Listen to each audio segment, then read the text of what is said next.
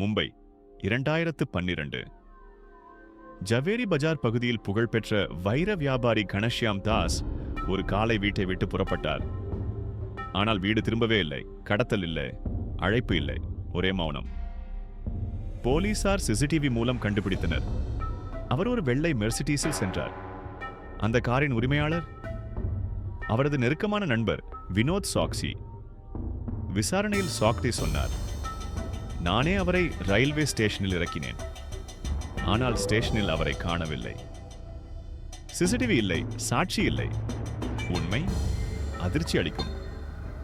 வினோத், சாக்சி மற்றும் 2 பேருடன் சேர்ந்து காரிலேயே கணஷ்யாமை கொன்றனர்.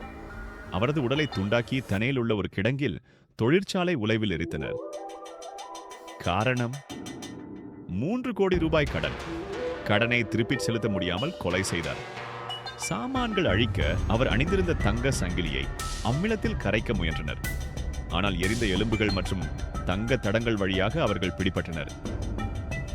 சாக்சி வாழ்க்கை முழுவதும் சிறை. நம்பிக்கை சில நேரங்களில் உயிரை வாங்கும்.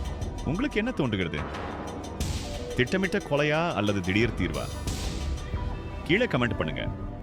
வீடியோ பிடிச்சிருந்தா லைக் பண்ணுங்க, ஷேர் பண்ணுங்க நண்பர்களுடன். மேலும் சுவாரஸ்யமான ரியல் கிரைம் கதைகளுக்காக சப்ஸ்கிரைப் பண்ண மறக்காதீங்க.